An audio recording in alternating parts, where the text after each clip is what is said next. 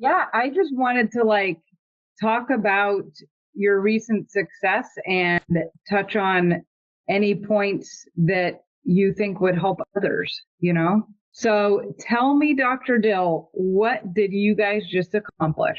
In March, we closed out the month, our main practice at $1 million in collection. Our second practice, we closed it out at $667,000 in collections. And our third practice, we closed out at $213,000 in collections. Our second practice, we've owned for about 3 years. Our third practice, we've owned for about 1 year. But that's not all.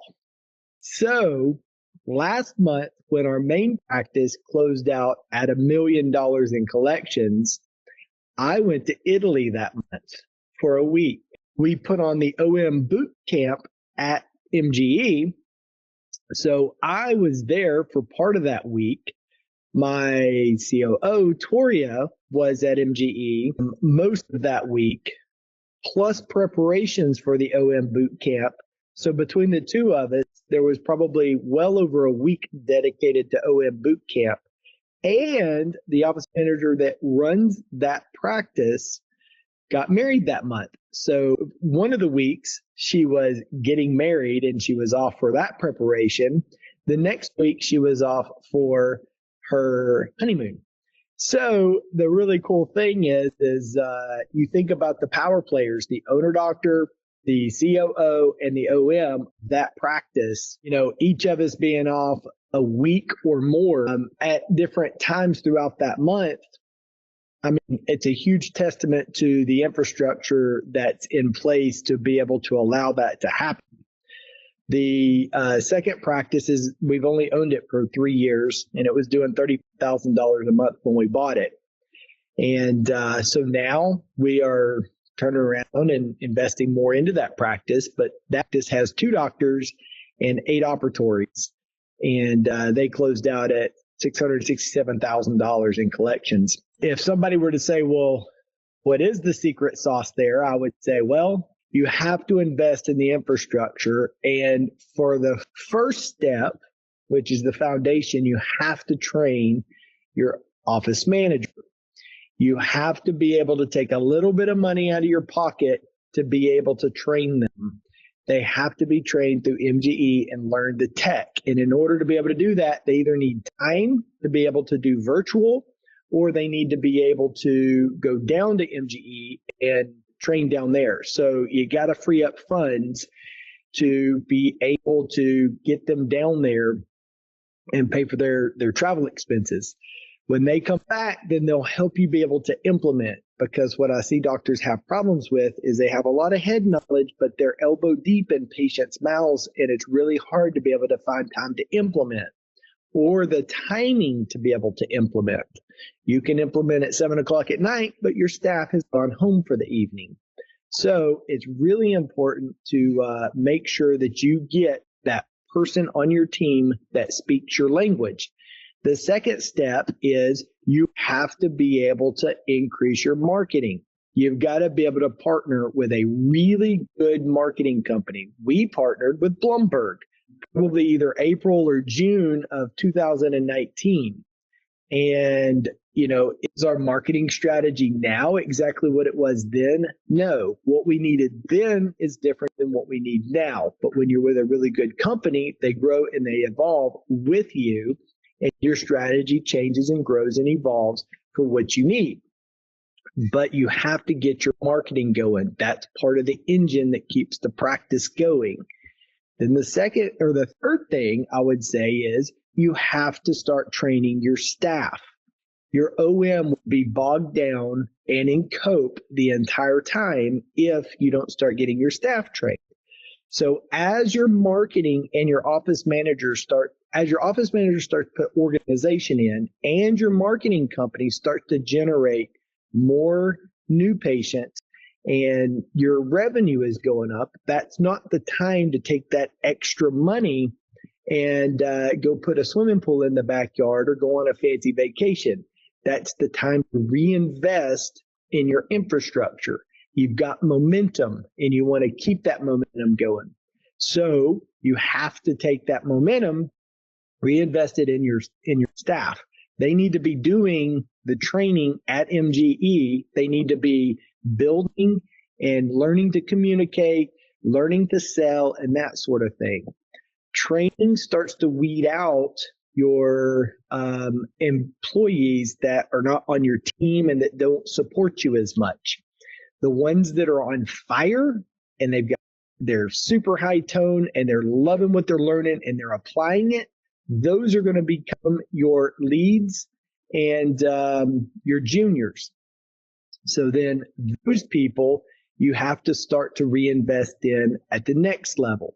Well, I would say the next level is probably reinvesting in any kind of technology that's going to help you deliver service. Not necessarily expansion, but like if you were needing a new scanner or you have one x-ray sensor, but it's getting passed around. And now with the increase in business, there's inefficiencies there. So invest in smaller stuff, not hundreds of thousands, not millions of dollars worth of stuff, but investing in, the smaller stuff that makes you more efficient. Then start to invest in those staff that you've maybe trained up through pro sales and start getting them to understand stats, conditions, formulas, and that sort of thing, because those are going to become your leads and those are going to become your executives. So you're building this infrastructure all the way up to the point of being able to have multiple people to bring along that can help. So that practice, being able to operate with different combinations of people that are available or not available throughout the month to help, and the practice is still able to be able to collect $1 million. It's because we reinvested in the infrastructure. So what did I do with the second practice? Well, I went out and ordered 2 more operatories. So we're going to add a 9th and 10th chair to it, and I'm going to add a 3rd doctor. I've never taken a paycheck out of the second practice or the 3rd practice. I've taken those funds and reinvested in its infrastructure the same way that I've done my primary practice, except my primary practice was already paying me. But my personal, it's gone up, but I don't pay myself what I could pay myself because I put it back into the infrastructure of the practice to get it to the level that it's at. Delayed gratification. And I can take it one step further in terms, as all of this starts to come in. So your very foundation of getting your office manager to where they can put in structure into your business, and then they can help you with the marketing. Those 2 things alone is going to generate extra revenue. And if you can get the extra revenue generated, that equals profit. But you want to take that profit and continue to reinvest it and then let that profit build. That's what gives you a little bit of flexibility. So as you go to train your staff, you're not worried about, the cost to be able to train them. You've got the funds to be able to do it. And then as your practice grows, you've got to build up your working capital. You got to build up your fund and that sort of thing. And then you're reinvesting in your marketing, because your marketing budget, our marketing budget now is not what it was in 2019. And in 2020, it was more. During COVID, guess what? Everybody pulled over and parked. It was like a race car race, and everybody goes in to change their tires and refuel. Well, what did we do? We shifted gears. We were in communication with Dan Brown and MGE and Blumberg. And what they tell us to do? Double down on your marketing. So we doubled down, so in an uncertain time, a business owner is like, well, what am I going to do? I better pull back. I better retract. We're not going to be seeing patients. It doesn't make sense to me to be marketing to patients and we're closed down. Well, no, MGE and Blumberg and Dan Brown was telling us, no, this is the time to double down. You're going to come out way ahead. And all of the MGE clients that were connected to Blumberg at that time was getting that same advice. And we all came out and we all grew. So 2020, where other people, were shut down and their practices retracted and they did less business, and it's because you're a part of a bigger entity that's kind of been through it. There's lots of experience with different, catastrophes and stuff like that. They can lead you through these things. And that was not my first instinct, was to double down my marketing, but I sure did. So we grew. And then, 2021, my marketing budget grew bigger and then bigger, and need to make sure that my marketing budget matched what my revenue would be, because I wasn't ready to plateau. I wasn't ready to slow down. I was, continuing to grow and expand. It's more fun that way. So if I were starting out, at least this is what I did when I was starting out, was I remember sitting there talking to Sabri at MGE, and I had no idea what a marketing budget should be. And she said, well, your marketing budget is probably going to be anywhere from 8 to 15%. Mm-hmm. If you're wanting to pretty much maintain, you're going to be in the 8%, maybe 10%. But if you're wanting to grow, you've got to be closer to 15%. Now, this is for most of the time, when you're in that very beginning stages of growth. Could that change and evolve as you grow bigger and bigger and bigger because you've got economy of scale? Maybe so, but 8 to 15% is applicable for most people, and that's kind of what I stuck to. I was hardcore at 15%. I didn't cheat myself on that, and as you grow and you continue to kind of stick to those principles, there's never really a pain stake there, because this is actually going to generate, it's going to pay for itself. I mean, if you're with the right company, it's going to pay for itself. So the stress of paying 15% for marketing with Blumberg was never a problem for me, because it paid for itself. Actually, it more than paid for itself, which is what the purpose of marketing is. Financially, I didn't really have to worry too much about it, because I was with a good company that produced results. When I first showed up at MGE, I already had, probably about 10 staff members. And I realized as I was going through training that what I used to look for in a staff member isn't exactly what I wanted. I always look for the very nice, sweet, passive, we're in the South, kind of employee. What I didn't realize is sometimes, covert can come across that way. And indeed, I found that I had some covert hostile employees in my office. I started to recognize that. So I started to kind of see my employees as how much of a cheerleader, how much of a supporter are they of mine? How much do they support my vision, and how hard are they working towards my vision?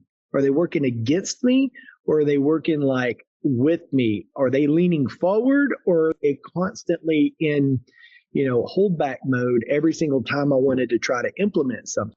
So as I was going through MGE and learning the tech, I started to learn about tone scales. I started to learn about management. I started to learn about suppressive people. I started to learn about people that are holding stats down. And as you learn that tech, I mean, these people, they might as well be painted with a green highlighter. They stand out like a sore thumb. As I started to work through this, it was okay, well, these people are with me and these people are against me. So you start to see the biggest problem first. So you handle that. And if it's a person, then they're gone. Non-negotiable. They can't be on my team. They don't support me, and it's blatantly obvious. You think that there's going to be all these social issues. Who do they know? What are they going to say? Where are they going to go? It doesn't happen. It just doesn't happen. And I asked MG about that. One of the employees that were covert hostile, her sister-in-law was the assistant principal at my kid's school. Her son goes to my kid's school. I still, probably 5 or 6 years later, I still see her. And so I worried, what is she going to say about me or whatever? And MG told me, they said, usually those problems just, iron themselves out and they're really not a problem. And that's the way it turned out. Yeah, she tried to say some things and stuff, but it never created any problems. It was just a moot point and, hardly remember it kind of thing. But as a business owner, we've got to be able to confront that. That's why MGE spends so much time teaching us confront and doing confront drills all the way through leadership and everything. Confront is so important. We have to be able to do the hard stuff. if you want to really excel and make it, you've got to be willing and able to do the hard stuff. And that's why we work so hard on confront. And that's just a matter of being able to confront employees that are working against you and not for you. And then you got to be able to remove them from the team.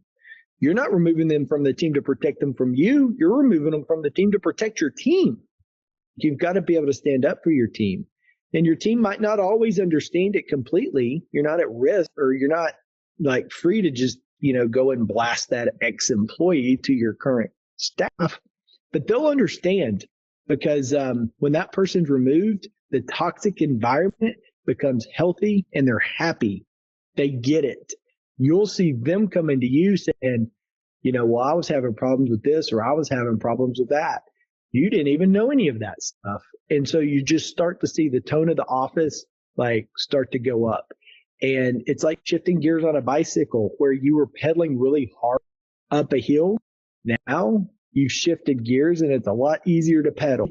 And then your entire, growth is going to be like, it's not that necessarily as you grow, like challenges just go away. You're just better equipped. Like you almost invite challenges because you got the tools. It's just like, a patient coming in with a toothache, you know how to handle it. You're not like worried about them coming in with a toothache. You know what it is. You know how to. So my thing is, don't ask for it to be easier. Ask to be better. And to be better, you got to have more knowledge and more skills. And that's where MGE comes into play. They give you that. You just have to be able to. So with the second practice, when we bought it and we started growing from 35,000 to 90,000 a month to 120,000 a month and continued to go up, we continued to pour into our employees, because the employees that we inherited, they were against us. They weren't willing. We realized that. So by about the 6-month mark, we were removing these employees and replacing them. We put in our own trained OM. Then we started to train the new people that we brought on. But we targeted the new people, and we targeted anybody that we felt was working with us. That's the number one thing: loyalty, willingness, trust. They're working with you. Their skills and their knowledge can be taught. So we wanted somebody that was our biggest cheerleader on our team, and they could see our vision and they support our vision. Those were the people that we continued to reinvest in. And then as revenue increased, we didn't go blow it on dumb stuff or personal stuff. We went and reinvested it in the suite next door so that we could buy it and expand over into it. And we went from 5 operatories to 8 operatories and a much bigger blueprint, and bought equipment. And now we're ready to finish out. We've got 10 total ops that are plumbed and ready. We've only got 8 ops equipped. So now we've bought and paid cash for 2 more ops to be furnished. We've put money aside so that we have an abundance of money to be able to hire a 3rd doctor without feeling like this is going to be a financial burden. So with the second practice, the cool thing about marketing is once you get a winning strategy down that's working for you, you can basically copy and paste that over to the second practice. Now, obviously, it's a different market and, demographics and that sort of thing. But, that's for the marketing company to figure out. So I left that up to Blumberg. I said, hey, look, this is where they're at. They're 25 minutes from the main practice. And so then they started to determine, all the back end type stuff they needed to be able to do. And I was able to basically take the successes that I had in my main practice and just duplicate that over to my second practice. And we go from, a practice that was probably getting about 3 or 4 new patients per month for 30 years to a practice that jumped up to 90 new patients per month within a year. And now, they're competing with the main practice. They're getting 150, 160 new patients per month. Amazing. You have given me so many beautiful, important gems here, and I really appreciate your time. I think a lot of people, it will help people, Yeah. Hearing your story. That's why I do it. Yeah, I really appreciate it, Dr. Dill. I need to break out my orange. No, but your favorite color, I see, I don't know if it's red, but in the background on your shelf. That little dog is orange, actually. Yeah.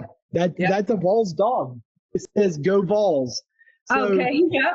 Yep. So Tennessee is the volunteer state, but do you know why?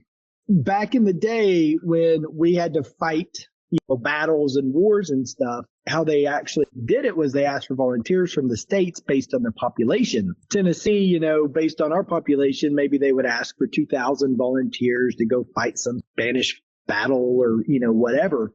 And whatever they would ask for, Tennessee would show up, with 30,000 people, compared to like the 2,000 they ask, or, but it was, 10, 15, 20 times whatever they ask. And it was, no other state did anything like that. And so we didn't dub our own self the volunteer state. Washington, D.C. actually dubbed it. But maybe one of the more famous ones would have been everybody went to Texas to free Texas from Mexico. The Alamo being a very famous battle, and we lost Davy Crockett there. But so we in Tennessee, we say, well, if it wasn't for Tennessee, Texas would still be part of Mexico. Oklahoma, it might be true. Yeah, there's a big rival between Oklahoma and Texas, so there's nobody that likes that saying better than the Oklahoma fans. Now, the Oklahoma fans, they're called the Oklahoma Sooners, and maybe one day I'll tell you why they're called the Sooners. Okay, well, lots of love to you and Toria, and we'll see you guys soon. All right, sounds good. Have a good one, Amy. You too. Thanks, Dr. Dill.